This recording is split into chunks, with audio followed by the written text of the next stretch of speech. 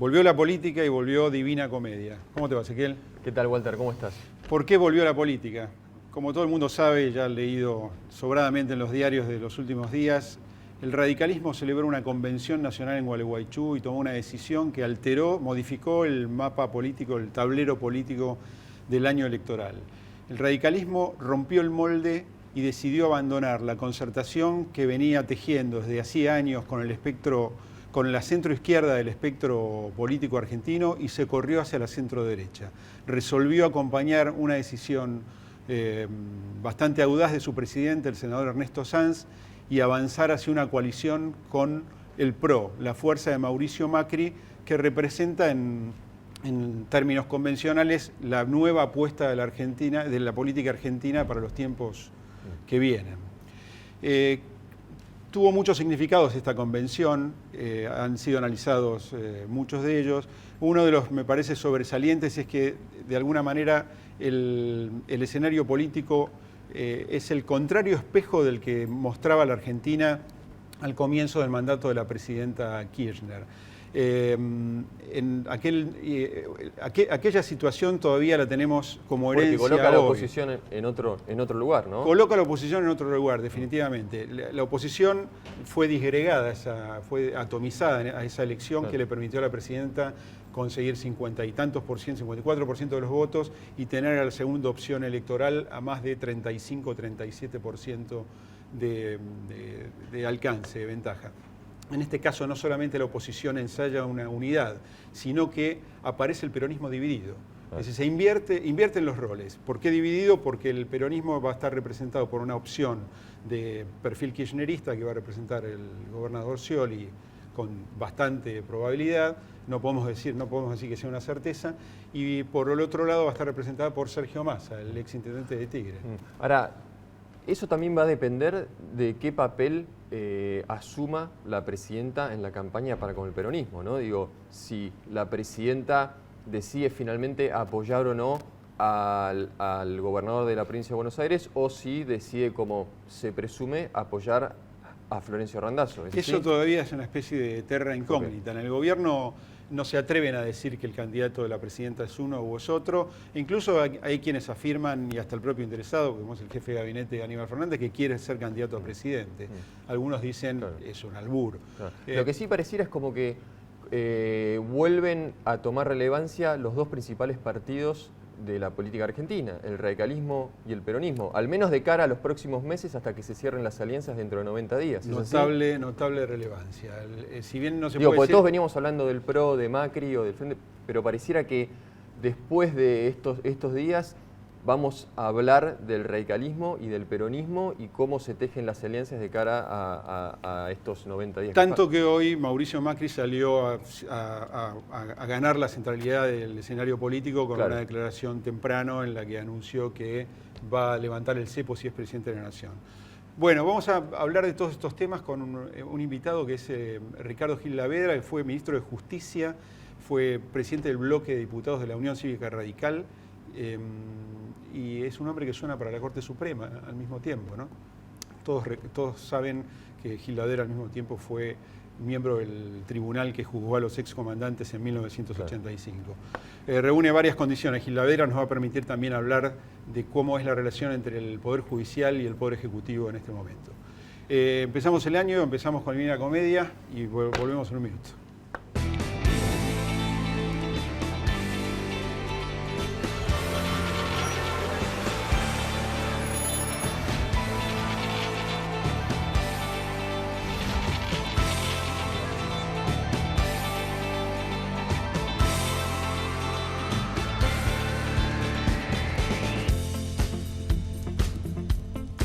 Doctor Gil Lavedra con nosotros. ¿Cómo le va, doctor? Muy bien, ¿cómo le va? Gracias por haber venido. No, al contrario. Primer programa del año.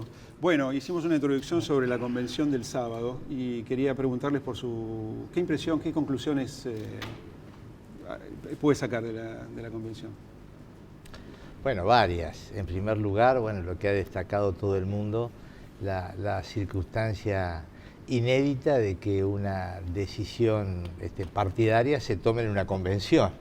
Es decir, que no le decida una persona o un grupo, sino 330 convencionales, discutiendo y obviamente peleando también el resultado final. Casi una cosa extravagante para la política argentina, ¿no? Absolutamente extravagante y que bueno, y que quienes perdieron aceptaron la decisión y que bueno, y ese fue el rumbo. Esto no es una decisión de un iluminado, sino del cuerpo orgánico de un partido político, ¿no?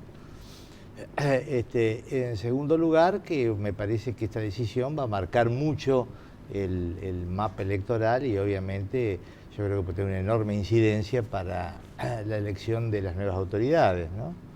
Porque en un panorama electoral en el cual había segmentos determinados, me parece que esto empieza a volcar el fiel de la balanza hacia una coalición determinada que creo que tiene grandes chances de ganar la elección.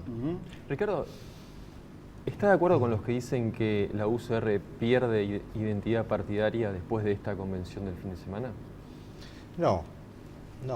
En primer lugar, porque lo que se ha conformado es la posibilidad de hacer no está formada la coalición, ¿no?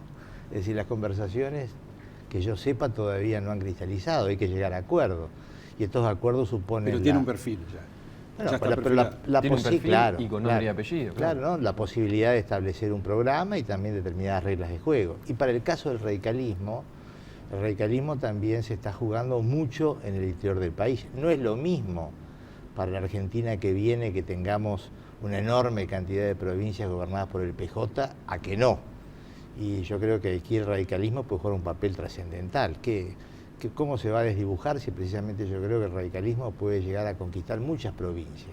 Y por supuesto que va a pelear también en las PASO la posibilidad de tener la candidatura a presidente, ¿no? Yo vuelvo sobre esta pregunta. ¿Qué le produce el hecho de que el radicalismo haya abandonado una construcción que en el espectro político se puede definir de centro-izquierda y haya pasado a una construcción que con la misma libertad se puede definir de centro-derecha?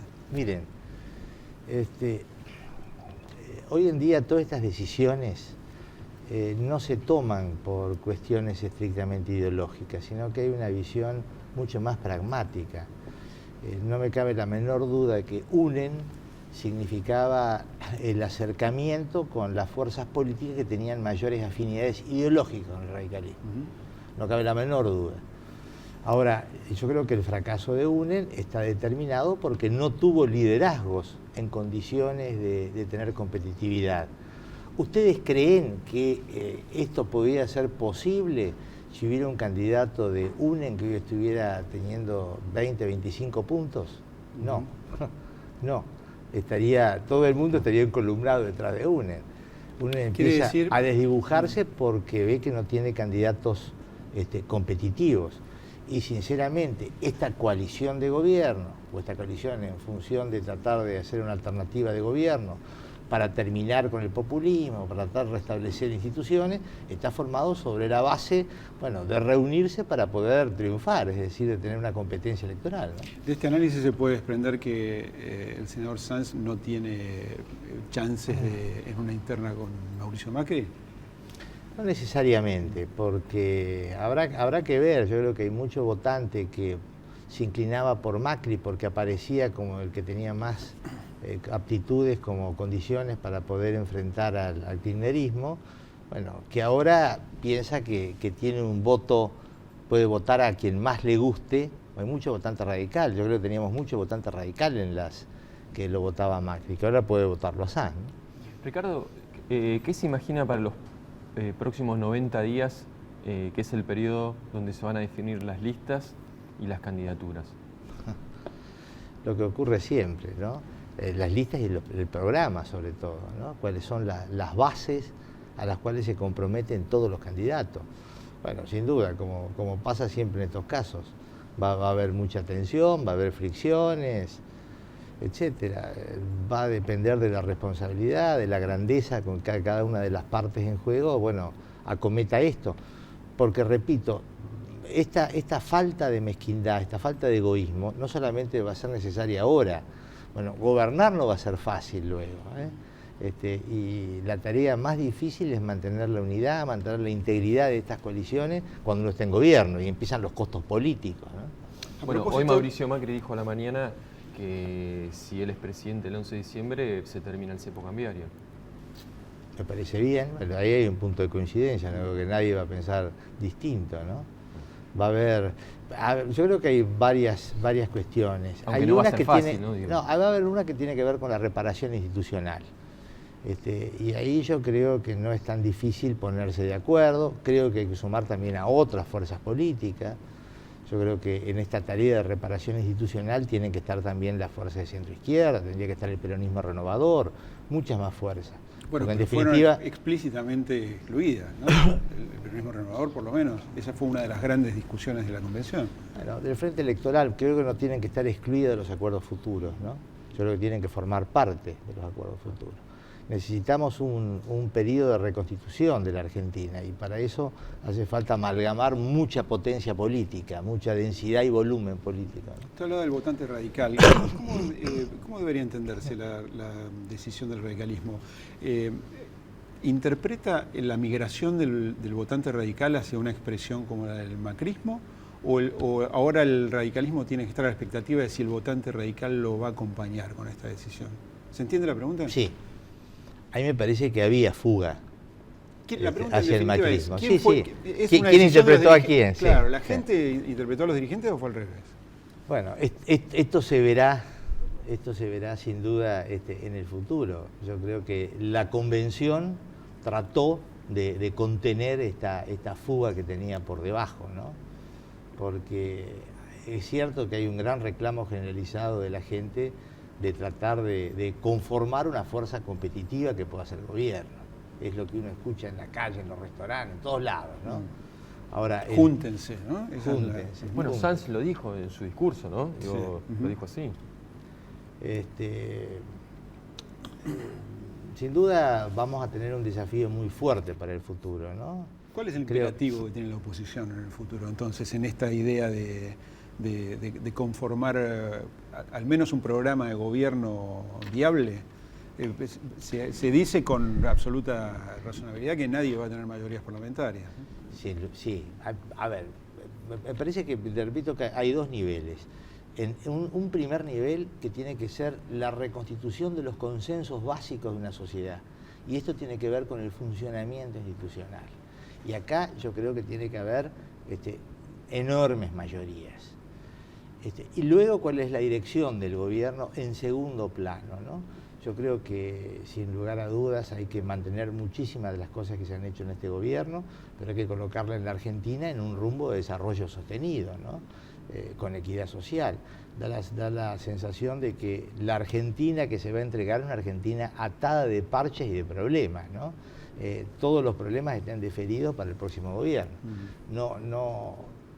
Más allá del relato oficial, la Argentina que entregan no es una Argentina que está avanzando con una locomotora, ¿no? Es una que está tratando de mantenerse para que no entre en colapso. Déjeme preguntarle por la cuestión judicial, doctor Gilavedra. El caso Nisman fue interpretado como una especie de parteaguas en la relación del Poder Ejecutivo y el Poder Judicial. ¿Cuál es la evaluación que usted está haciendo a 2 meses casi de la muerte del fiscal? Eso forma parte también de la agenda que viene, ¿no? Por supuesto que hay que garantizar el funcionamiento autónomo e independiente de la justicia, pero también yo creo que la sociedad le está reclamando a la justicia, bueno, una actividad y un funcionamiento que hasta el presente yo creo que no tiene. La tan mentada o el fiasco tremendo que fue la democratización de la justicia del gobierno, que lo único que tentaba era cooptarla, pero yo creo que es necesario un amplio plan de reformas judiciales, bueno, para que la justicia funcione de modo, bueno, eficiente y sobre todo que restablezca la credibilidad en la gente. Sinceramente creo que en materia sobre todo de corrupción estatal, la deuda es enorme que tiene la justicia. Y esto no solamente por inacción de los gobiernos, eso tiene que ver por problemas de funcionamiento de la justicia que hay que corregir. La justicia también es otro de los poderes que menos rinde cuenta de su actividad frente a la ciudadanía y eso hay que restablecerlo, ¿no? ¿Este tipo de eventos tiene impacto electoral, cree usted, de cara a lo que viene? ¿Cómo cuál? ¿Qué evento? No, el caso Nisman con relación al gobierno. Bueno, o con relación al resultado de las elecciones. o las imágenes. Sí, no sé si para el resultado de las elecciones. No cabe ninguna duda que ahora al gobierno se le ha movido la estantería judicial que estaba detenida. Es decir, esa enorme cantidad de causas que tenía ahora han comenzado a moverse y yo creo que tienen que esclarecerse y por supuesto que lo más rápido posible, ¿no? Tampoco puede estar pendiente la sospecha sobre la moralidad sobre todo de las más altas autoridades tanto tiempo. Última pregunta para responder en un minuto. ¿Cómo hay que entender lo que pasó con la justicia? ¿La justicia fue el último obstáculo que el kirchnerismo no pudo sortear para consolidar su hegemonía o fue la responsable de que el kirchnerismo avanzara en una posición hegemónica en la política argentina? A la justicia no le gusta confrontar con el poder. Es decir, los jueces se sienten más cómodos si están a pelo con el poder. Los jueces por naturaleza no tienen la personalidad para estar confrontando, no les gusta, esto les desagrada. Lo que ocurre es que la tentativa del kirchnerismo, como todo régimen que tiende a un poder absoluto, bueno, es quedarse con la justicia. Lo mismo que pasó con el tema de los periodistas y los medios, pasó también con la justicia. Y al fracasar esto, bueno, los jueces se vieron arrinconados y yo creo que actuaron por defensa propia en muchos casos, ¿no? Gracias, doctor, muy amable. Al contrario. Muchas gracias. Volvemos en un minuto, después del corte.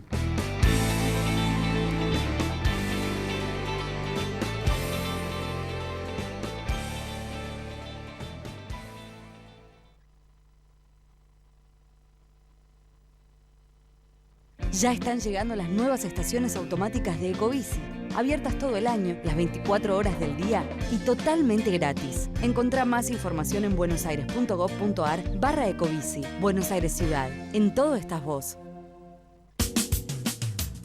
¿Sabías que en la legislatura podés visitar el vestidor de Evita, tal cual lo usaba?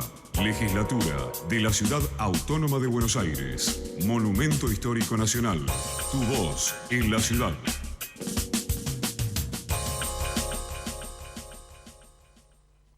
Vení, jugá, divertite.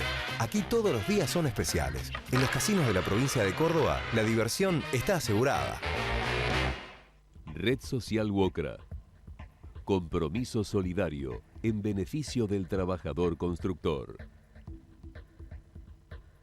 Pum, tu, ta ta ta, ta ta ta, ta ta ta ta, ta ta ta. ¿Necesitas una garantía para alquilar? Te puede pasar. Garantía Primer Hogar. Si necesitas una garantía para alquilar, acércate a Provincia Seguros, una empresa del Grupo Provincia. Buenos Aires, activa como nunca. Gobernación Daniel Scioli. ¿Moscardelli tiene algún sueño recurrente? Ay, sí, tengo un sueño recurrente que es que me come un grupo de caníbales y después que me comen, el comentario es: qué rico que es este tipo. Moscardelli, ¿para qué ganar uno si puede ganar 4? ¿No le parece? Por solo 6 pesos, jugás Quiniela Plus y Super Plus. Y además, Plus 9 te da la chance de ganar hasta 4 millones. Lotería de la Provincia. Buenos Aires activa como nunca. Gobernación Daniel Scioli.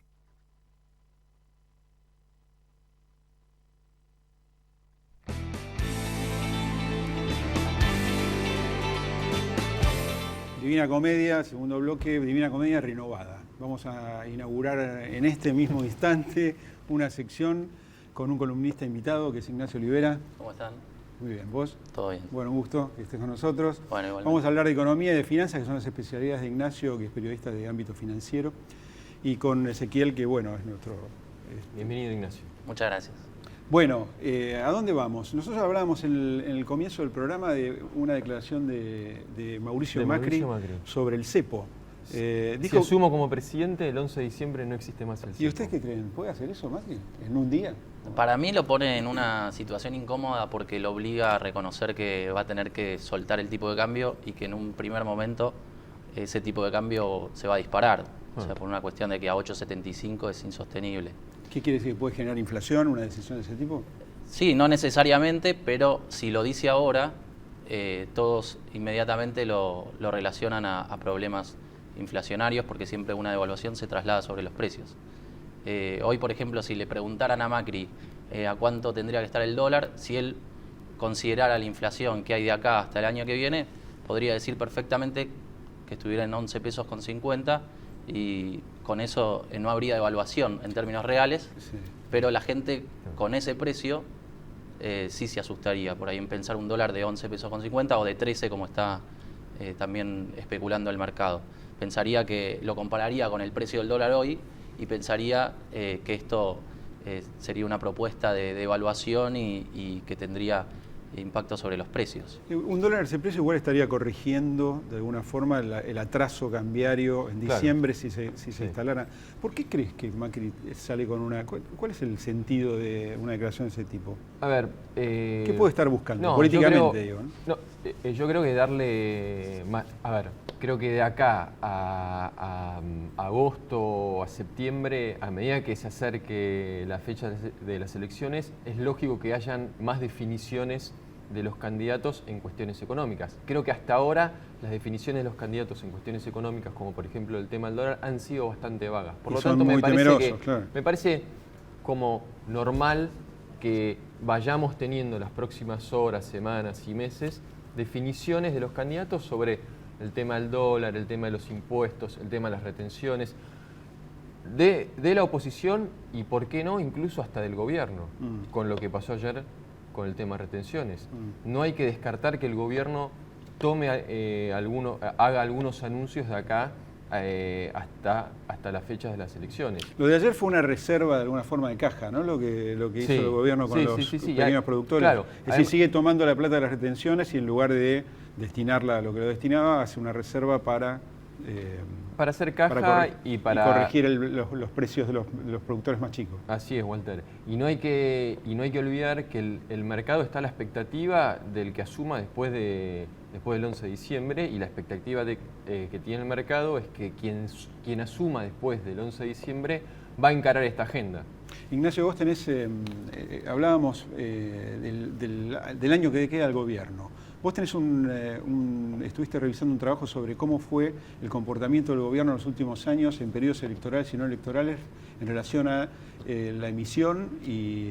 el gasto y cómo le va en las elecciones una vez que expande el gasto. ¿Qué encontraste? Hay una estrategia que... ¿Qué se puede esperar en realidad? Que viene adoptando el gobierno a partir de 2005 hasta acá, que tiene claramente impacto en las elecciones. Cada vez que el gobierno decide inyectar pesos o expandir el gasto y volcar liquidez a la calle, logra resultados favorables. Ahí tenemos un gráfico, ¿no? Sí, por ejemplo, bueno, el caso de 2005, que fue el triunfo emblemático de Cristina Kirchner sobre Chiche Duhalde, ahí se duplicó la emisión que hacía el Banco Central del 5 al 14% anual. Sí. En el 2007, donde también Cristina inicia su primer mandato y se impone por más del 40% de los votos, hay una expansión muy fuerte de la emisión del 4 al 37%. Y los retrocesos se dan justamente en los periodos que el kirchnerismo pierde elecciones. 2009 y 2013. 2009 es contra de Narváez y 2013 contra Massa. ¿Y ahora qué hay que esperar? ¿Que haya mayor base monetaria? Y ahora justamente lo que estaba intuyendo el mercado es que se iba a disparar, y evidentemente el mes de febrero muestra eso, que hay una suba del 23 al 30% anual de la emisión y que se mantendría en esos niveles a lo largo del año. ¿Eso es más gasto entonces? Eso es más gasto. Es más gasto público de acá a fin de año.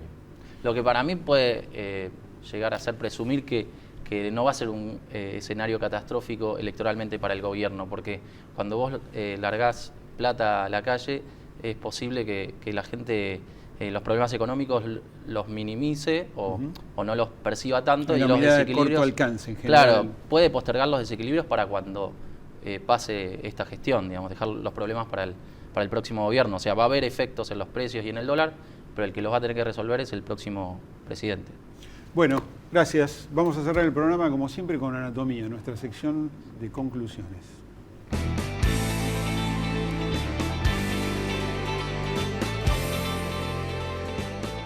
Bueno, esta imagen que ustedes ven es... esta imagen que están viendo en cámara es la de... parece un gaucho. Parece un gaucho. Un gaucho en la playa. Esa foto es del año 1927, el verano en Mar del Plata en 1927. Parece un personaje, un amigo de André Breton, pero es Marcelo T. de Alvear, Marcelo Torcuato de Alvear, que no solo es una calle, sino que fue presidente de la Nación entre 1900 1922 y 1928, el Un interregno presidente radical. radical, entre las dos presidencias de Hipólito Yrigoyen. ¿Por qué esta foto? Alvear representó en el radicalismo, de alguna forma, el costado conservador o oligárquico, porque esa era la procedencia en realidad del propio Alvear. Tuvo una presidencia que fue relativamente exitosa, aunque los historiadores dicen que no supo interpretar los cambios que presentaba la economía internacional de posguerra y por eso la Argentina, a partir de la década del 30, empezó a estancarse. Hay una frase para... te voy a decir, un poco injusto, porque hubo muchos países que no interpretaron los cambios de... No fue solo la Argentina. Y muchos países en Europa. Naturalmente. Inglaterra, uno de ellos. Hay una frase de José Luis Romero, el historiador, que resume un poco Alvear. Demócrata convencido, procuró mantener los principios fundamentales del orden constitucional y trató de establecer una administración eficaz y honrada, dijo Romero. También dijo, la preocupación que tuvo Alvear lo llevó a constituir un gabinete de hombres representativos, pero más próximos a las clases tradicionales que las clases medias. Era solamente un signo, pero toda su acción gubernativa confirmó esa tendencia a desplazarse hacia la derecha. Bueno, cualquier coincidencia con lo que está ocurriendo en el radicalismo es casual. Es casual. Nos vamos. Muchas gracias. Hasta la semana que viene.